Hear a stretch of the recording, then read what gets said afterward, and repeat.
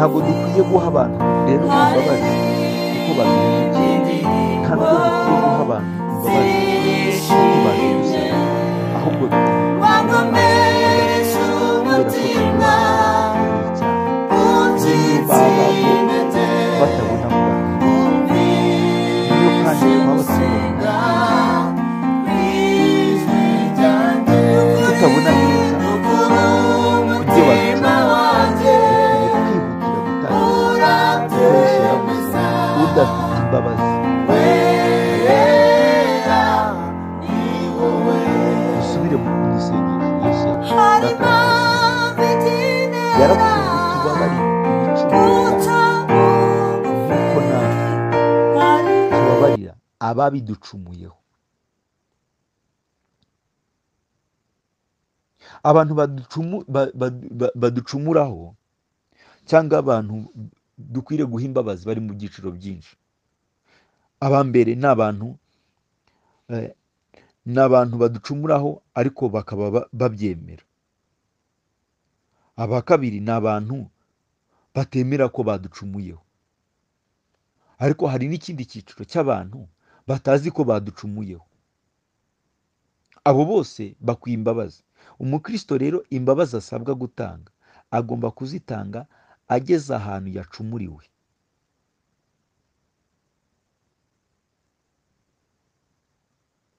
Ni urugero, bakuroyize, bakwibye, ufashe umujura, ukwiriye kuba ufite imbabazi.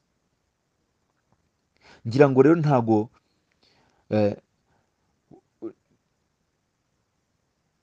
gutanga imbabazi,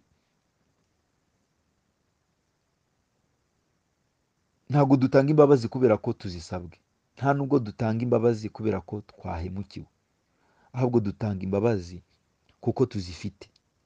Icya mbere, tugomba gutanga imbabazi kubera ko tuzifite, kandi imbabazi zacu zigomba kuba ari nyinshi, kuko Yesu Kristo baramubajije bati, ese mbabarire umwanzi kangahe? Arabasubiza ati, ubabarire umwanzi wawe 7 ntago ari 70 dukubye 7, oya, 70 ni umwuzuro w'Imana. Ni ukuvuga ngo ni inshuro 10 z'umwuzuro w'Imana ukubye 7. Ugomba kugira imbabazi zisumba igihe uzamara. Niyo wazibara mu masegonda, tugomba kugira imbabazi ziruta amasegonda tuzamara ku isi, ku buryo buri segonda ry'ubuzima ugomba kuba ufite imbabazi zo kubabarira uguhemukiye. Dawidi yari afite umutima umeze nk'uko Imana ishaka, niko Bibiliya itubwira. Nta kindi kintu yari afite umutima w'imbabazi. Hari igihe kimwe Sawuli ngo yari ari kumuhiga, Dawidi yahunze, ahungira mu buvumo, ngo nuko Sawuli araza arara muri ubwo buvumo, ngo Dawidi aramubona yasinziriye bari kumwe mu buvumo, ngo umugaragara aramubwira ati, ko Imana imutugabije waretse tukamwica. Ariko kubera ko Dawidi yagiraga imbabazi, aravuga ngo hoya, ntago nakwicisha inkota umuntu w'imicikishije amavuta. Yanga kumwica kandi ari umwanzi we, amugirira imbabazi. Bigeze bamuzanira Shimeyi wamututse ku gasozi, atuka umwami Dawidi. Ngo agarutse avuye mu buhungiro, baravuga ati reka tumwice.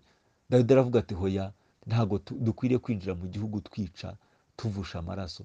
Amugirira imbabazi, amutegekera ko bamutuza mu mujyi. Aravuga ati genda wiyubakira inzu mu mujyi ariho utura. Icyo cyari ikigero cy'imbabazi. Amuha gutura neza. Rero ingaruka zo kutababarira, wenda navuga nk'imwe. Iyo wanze kubabarira uwaguhemukiye cyangwa ukwanga, ukamufungirana muri gereza y'umutima wawe, uhinduka umucungagereza ukamurinda, bigatuma ugumana nawe ahantu hamwe, maze kuko atabizi ugasigara uvunika kumurusha we yidegembye. Kubabarira kutababarira umuntu waguhemukiye ni weho uba uri kwiyica, cyane ko uwo muntu ashobora kuba atanabitekerezaho, aryama agasinzira, akarya bikamanuka, agakomeza akabyibuha, ubuzima bugakomeza, wowe ukarara udasinziriye, wowe no kurya bikakunanira, ariko uwaguhemukiye we ameze neza. So rero gutanga imbabazi ni uburyo bwo kwiha keya kuri cya gikomere ufite, ni uburyo bwo kwibohora, ni uburyo bwo kwikunda kugira ngo ukomeze ubundi buzima, wa muntu atakiri mu buzima bwawe.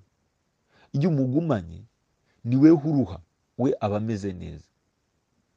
Rero Imana ibahe umutima wo kubabarira, kuko ntiwakira ibikomere hatabayeho no kubabarira. Yesu abahereza umugisha mu izina rya Yesu. Mu gukira rero ibikomere hazamo ikindi gice kimwe cyitwa imbabazi. Ntabwo wavuga gukira ibikomere ntuzanemo imbabazi, kandi ibikomere tugira biratandukanye, buri wese agenda agira ibikomere bye. Mu gutanga imbabazi rero ziri mu buryo bubiri. Iyo tuvuze gutanga imbabazi, hari ugutanga imbabazi, hari no kwakira imbabazi. Ibyo ni ibintu bibiri bitandukanye. Rero ndifuza kuvuga ku mumaro wo gutanga imbabazi mu rwego rwo gukira ibikomere. Umumaro wo gutanga imbabazi hariho uburyo bubiri. Uburyo bwa mbere ni uburyo bwo mu mubiri, uburyo bwa kabiri ni uburyo bwo mu mwuka.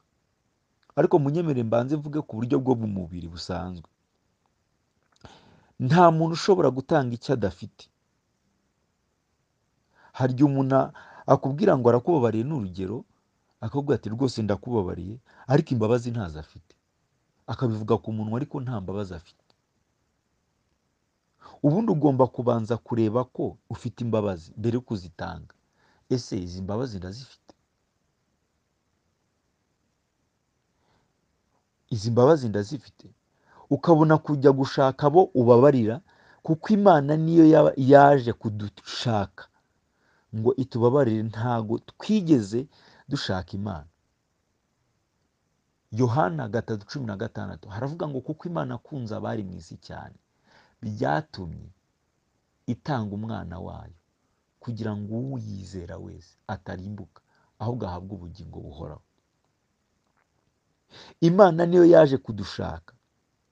Imbabazi zikomoka ku rukundo. Iyo habayeho imbabazi, haba habayeho guhemuka cyangwa se uwaguhemukiye.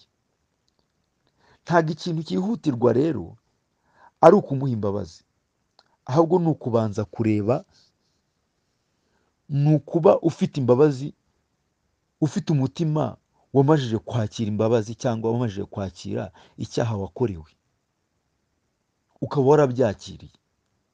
Wamara kwakira icyaha wakorewe, ukabanza ukemera ko byagombaga kubaho. Kumenya ngo uyu muntu yaranyiciye, uyu muntu yaranyibye, uyu muntu yaranyanze, uyu muntu yarambenze, uyu muntu yarangambaniye, uyu muntu yarandoze, uyu muntu n'ibindi byinshi. Ukabanza kubyakira, ukamenya ko ari icyaha wakorewe, ukabyemera rwose, ukabyakira. Wamara kubyakira rero, warangiza ugahita uvuga ko byagombaga kubaho. Nta bintu bishobora kubaho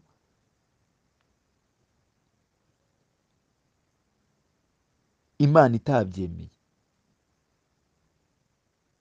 Menya ko Imana ariko yabishimye, ko uyu muntu yagombaga kungambanira, uvuga ati uyu muntu byanze bikunze, ubwo niko Imana yabishimye, niko Imana yabishatse. Ubyanzure gutyo, ubyakire, uvuga ati uyu muntu yagombaga kumbenga, uyu muntu yagombaga kunyanga, uyu muntu ngo yagombaga kundoga, niko Imana yabishimye. Yagombaga kwica umuryango wanjye ugashira, yagombaga, mbese ukavuga ati ni kubwo Imana yabishimye byagombaga kubaho. wamara kugera kuri urwo rwego rwo kumva ko ariko Imana bishimye, ukabanza ukagira imbabazi muri wowe, ukabona ko wa muntu wabigizemo uruhare, wa muntu wabikoze, ko icyo yakoze ari nko gusohoza umugambi w'Imana ku buzima bwawe, ko yari intumwa kandi intumwa ntiyicwa, ukabona ko we yaje ari intumwa bisanzwe kandi intumwa ntabwo ijya yicwa. Stefano yavuze amagambo akomeye ubwo bamuteraga amabuye, aravuga ngo data ubababariye kuko aba ni intumwa, bo ntago bazi icyo bari gukora, ntago bazi icyo bakora icyo ari cyo. Ibi ngibi umuntu agomba kubimenya ko abo bantu ari intumwa, ukabona ko nta rubanza bagifite. Ibyo nibyo bituma ubagirira impuhwe. Icya kabiri gituma ubagirira imbabazi, kuko impuhwe n'imbabazi biratandukanye. Impuhwe ni ikintu kikubabaza, ukabona ubabajwe n'ibintu bibi abantu bari gukora. Iyo umaze kubagirira impuhwe rero, imbabazi zikomoka ku ngaruka. Iyo umaze kubona ko ibyo bagukoreye ari bibi, ugahita ubona ko bazacirwaho iteka, wamara kubona rero igihano cy'abanyabyaha ari cyo gehinomu, ukibuka ko Yesu Kristo yadusigiye itegeko ryo gukiza abantu gehinomu dukoresheje ubutumwa bwiza.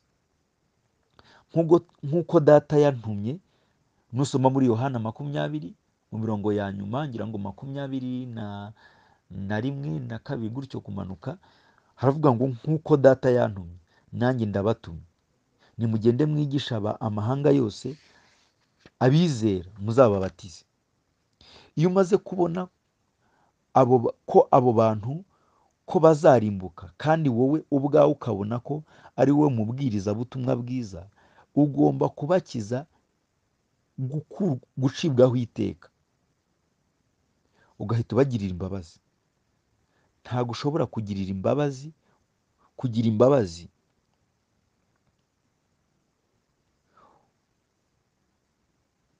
ngo uzigirire umuntu utabanjije kubona ko icyaha yakoze igihano cyacyo ari ukurimbuka. Birashoboka cyane, kuko kubabarira umuntu si ukumuhindura.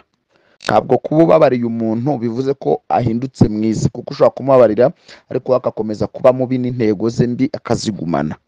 Icyo gihe rero niba yarakuroze hanyuma ukamubabarira, ntibivuze ko uzajya ujya kurya iwe. Ntabwo wabumwatse, ntabwo kumubabarira kumubabara si ukumuhindura, ntabwo bivuze ngo yarabutaye. Uramubabarira ugakomeza gahunda zawe nawe agakomeza ize. Birashoboka cyane mu gihe biteye gutyo, ariko ntabwo kese zose ari uko ziba zimeze. Hari igihe ashobora kuba nawe yarahindutse ubibona koko. Icy'ingenzi ni uko umubabarira wowe ubwawe, umutima ukabohoka, hanyuma nawe ukamuha ayo mahirwe.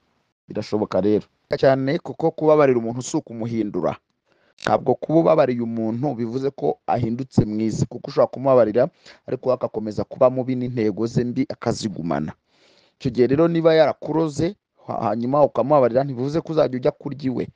Ntabwo wabumwatse, ntabwo kumubabarira kumubabara si ukumuhindura, ntabwo bivuze ngo yarabutaye.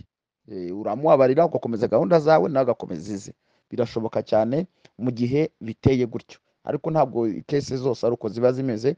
Hari igihe ashobora kuba nawe yarahindutse ubibona koko. Icy'ingenzi ni uko umubabarira wowe ubwawe, umutima ukabohoka, hanyuma nawe ukamuha ayo mahirwe. Birashoboka rero.